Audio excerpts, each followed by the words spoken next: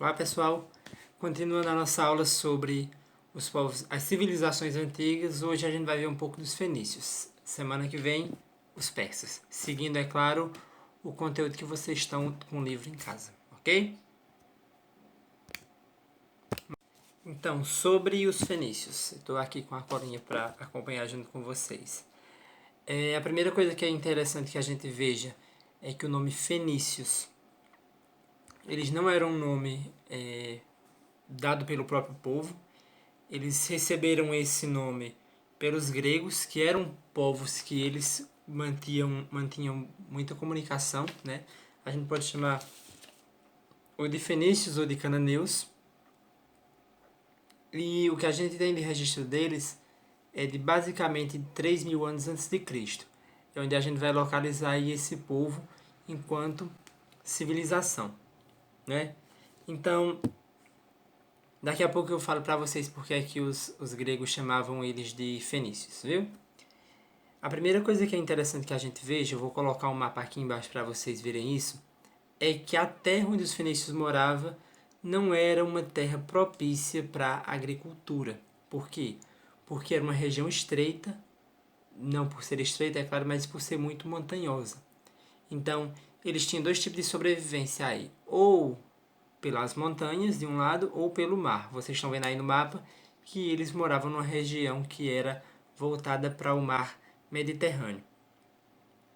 Então, como essa terra era inadequada para a agricultura, né? As montanhas não eram boas para se plantar, mas eram muito boas em madeira, eles tinham a arborização do ambiente, a madeira era perfeita, então eles acabaram investindo em outro tipo de comércio, em outro tipo de economia, voltada para navegação.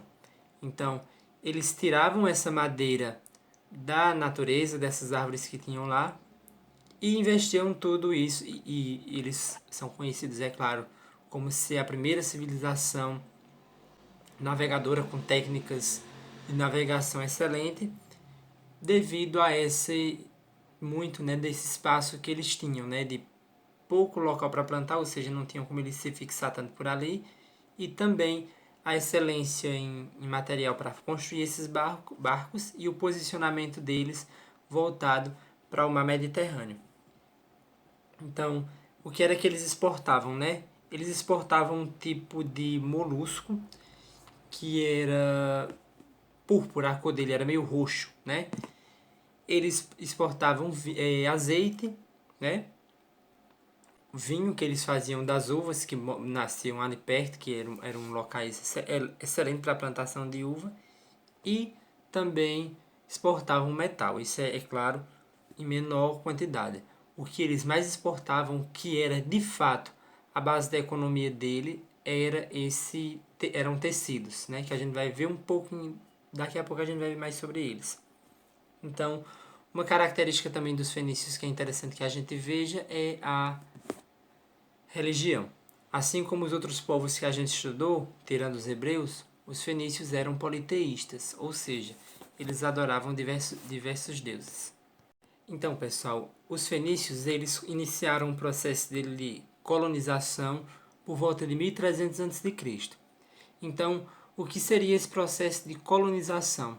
Quando eles saíram mais do território deles e se lançaram ao mar Mediterrâneo para achar novas rotas comerciais, novos povos que eles dominassem economicamente.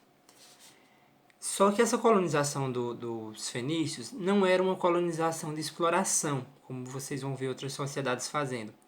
Era mais uma colonização de parceria, de comércio. Locais que eles conheciam e que eles trocavam produtos, que eles tinham relações comerciais, né? Eles tinham uma base econômica interessante. Então, o que eles fizeram aí? Não coloquem a mão nos olhos. Corona época de pandemia. Então, vejam só. O que eles estabeleciam com esses locais que eles visitavam eram redes de comércio, ou seja, locais que eles podiam fazer trocas comerciais. E em cada local desses, vocês vão ver no mapa daqui a pouco, eles permitiam que criavam ou ajudavam a manter cidades e estados. O que é uma cidade-estado, minha gente?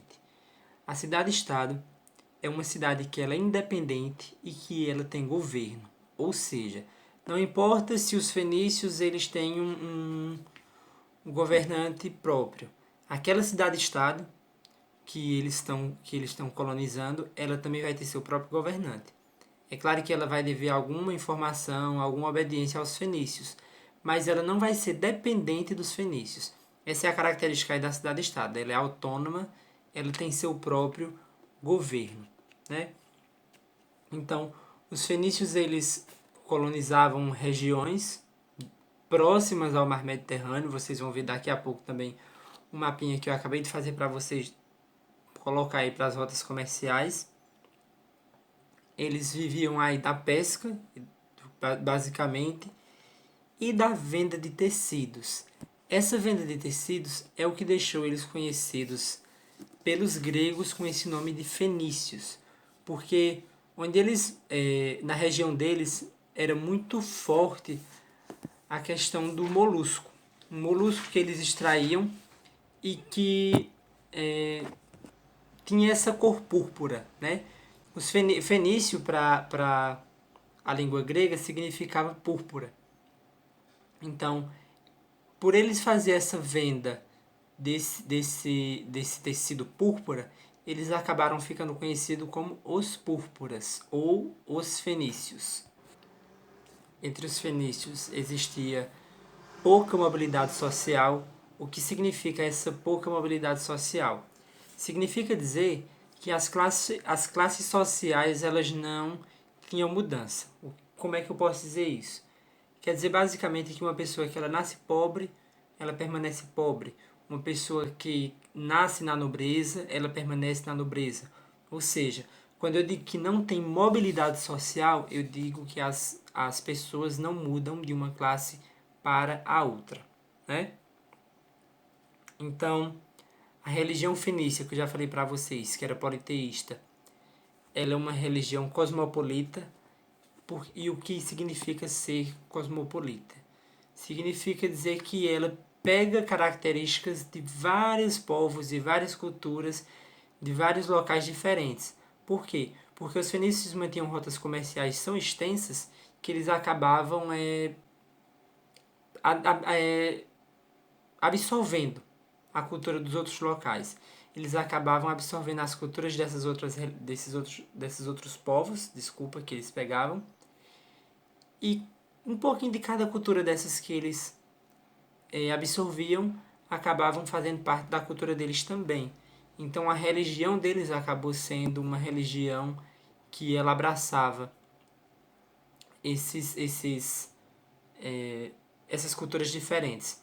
Principalmente a religião deles era voltada para seres da natureza, né? Eles acreditavam nessa questão das árvores, das plantas, como se a religião deles fosse voltada para os atos da natureza, né? E talvez o mais interessante, que é bom que vocês tenham isso em mente e registrem bem, é que os fenícios eles são responsáveis pelo alfabeto mais antigo que a gente conhece. Esse que vocês estão vendo a imagem aí embaixo. Ele foi o primeiro alfabeto fonético que a gente tem notícia. E ele é muito importante para a gente porque foi desse alfabeto aí que se originou o alfabeto grego e o romano.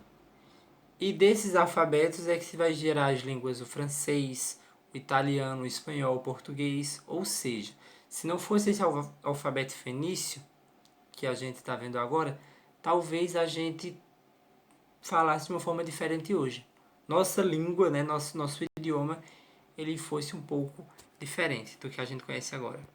Pronto, pessoal, vocês estão vendo o mapa aí embaixo que está mostrando todas as rotas comerciais dos fenícios. Essa parte que vocês estão vendo verde é o local onde a Fenícia ficava. Vocês lembram que eu falei que era um local muito montanhoso, mas que era voltado para o mar? Então eles tiveram que escolher. Ou eles baseavam a economia dele na montanha, o que era difícil por causa da plantação, ou baseava nela em alguma coisa voltada para o mar. Então, Essa parte aí verde, onde vocês estão vendo no cantinho do mar Mediterrâneo, é onde ficava a Fenícia. Essa linha vermelha que vocês estão vendo circular aí a costa, são os locais que eles comercializavam, ou seja, que eles navegavam e trocavam ali, faziam as suas trocas comerciais. Cada nome desses em destaques, como Cartago, por exemplo, eram cidades-estados.